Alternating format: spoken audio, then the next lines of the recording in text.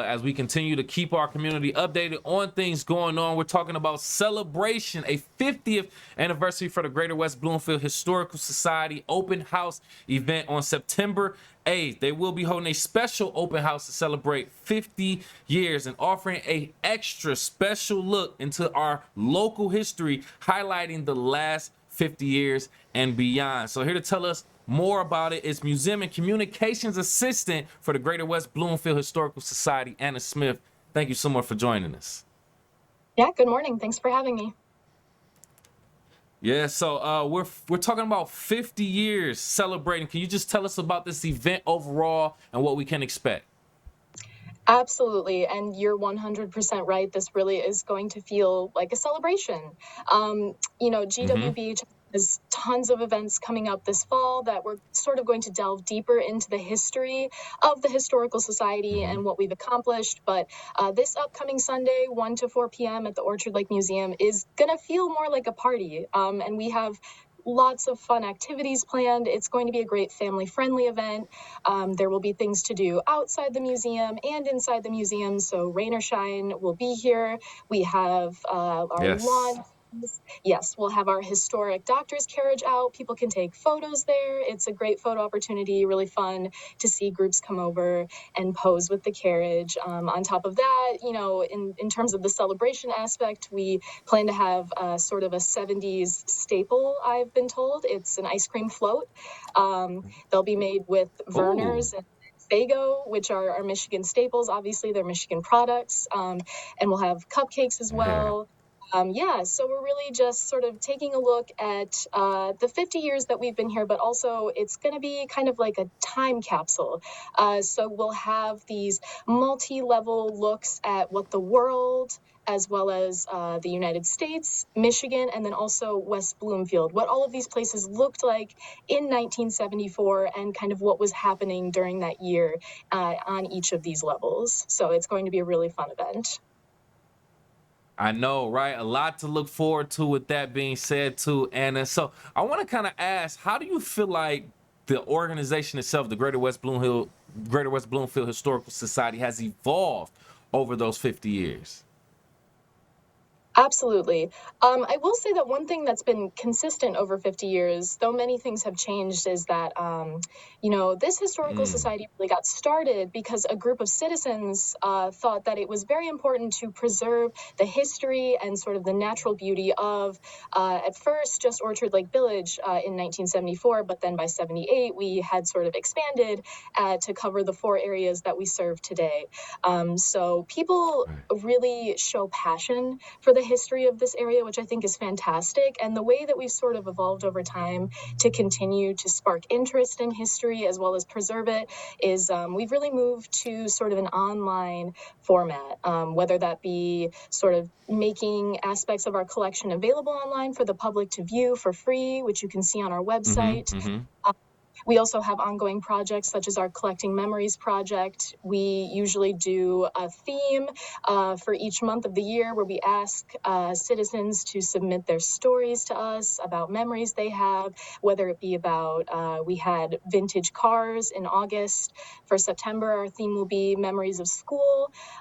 People can go online and they can submit their stories to us, any photos or videos they have, just memories of our 4 communities. And an exciting front on the Collecting Memories project is we actually now have sort of a generic Collecting Memories form on our website, and we are encouraging people to come and submit any memories they have about their time in our 4 communities.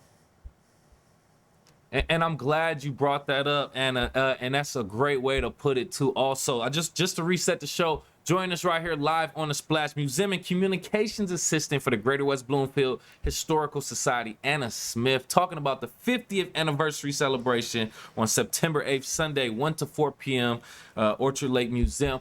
I also want for you to talk about how the local community and residents plays a role in preserving local history. Can you just talk about the impact and the importance of that? Yeah, Absolutely. You know, history is being made through residents of this community right now. And this historical society Mm-hmm. wouldn't Mm-hmm. run without our residents. We are completely volunteer run. So we require sort of that input and that help from the community, from residents who are interested in preserving our history, but also pulling in other people and getting them interested as well to see what these communities looked like and what they continue to look like. You know, history is being made every day. So a lot of our new information, and we find out new things about the history of these places, I mean, all the Mm-hmm. time. It's still happening now. And a lot of times that information comes to us from residents who have a memory that they share, and it sort of sparks this story or this lead that we follow, and we find out something new. We had a parent come in when we were doing our Apple Island field trips for the second graders this past May. Came in and saw one of our sports and recreation exhibits, and we have sort of a highlight of different Olympians who have come from West Bloomfield. And he actually informed us that, oh, well, there is another Olympian from West Bloomfield who I don't see in your exhibit. So it's things like that. We're constantly finding out new things about our Mm-hmm. community and about history. Yeah. Yeah. Yeah, I love that. And that's the point of it too. Like, we are all residents of the living history of West Bloomfield, Greater West Bloomfield, Orchard Lake, Kego Harbor, Sylvan Lake. So it's all right. It's, it's our job to kind of preserve different things and, help turn it in and make it part of history, make it part of the museum so it can tell the story of everything that happened. I love that you explained it just as beautifully like that. So I want to kind of talk about ultimately this mapping local history project. Can you just talk about the significance of updating the map and historical sites of the area? Yeah, absolutely. If you think about it, the first historic sites map that GWBHS did was back in 1975. So that's the year after the society actually formed. And that's even before we sort of expanded out to cover all four communities that we serve. It was just Orchard Lake Village back then. So updating that, 50 years later, a lot has happened in the past 50 years. We've seen a lot of changes, a lot of different buildings that now have Mm-hmm. significance that they didn't. I mean, even just a few years ago, things have changed so quickly. So that presentation is really going to be fantastic to see just how much the community has changed over the 50 years, but then also how much of it has stayed the same. A lot of the sites that you see on the original map from 75 will also be on our 2024 map, and we'll be highlighting those changes, as well as we'll have free copies of the maps to give out to people who come to the presentation, so they'll be able to look side by side and see for themselves how it's changed.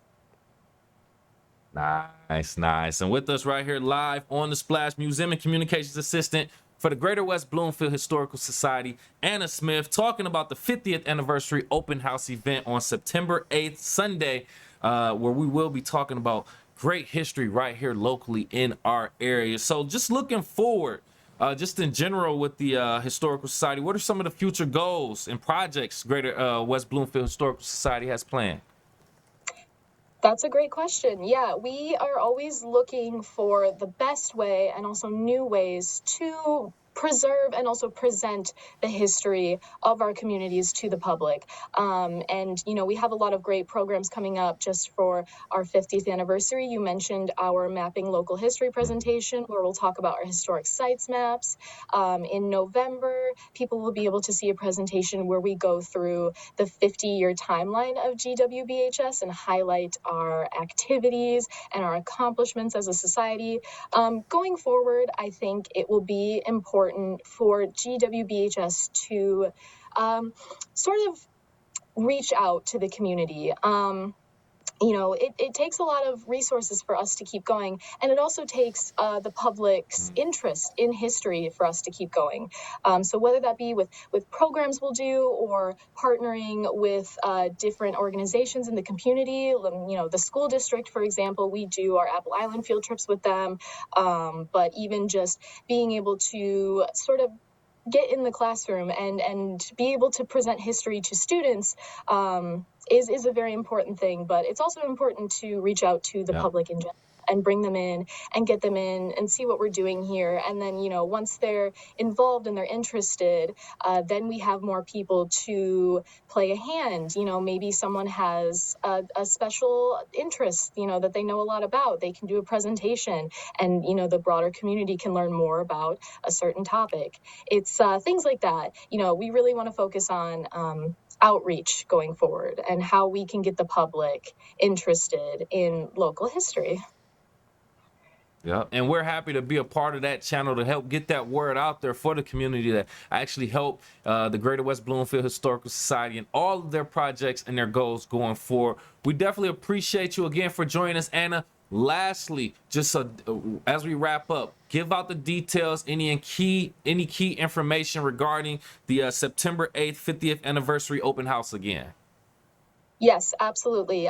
This Sunday, September 8th, at the Orchard Lake Museum. We're on the corner of Orchard Lake and Long Lake, 1 to 4 p.m., rain or shine. It's going to feel like a massive party, and there's tons of fun activities to do. It's going to be great for the whole family. You know, for example, kids who came, second graders who did our Apple Island field trips in May remember certain things they did at the museum, like the farm chores obstacle course or ringing the old green school bell, things like that. It'll be a lot of fun for everyone who comes here.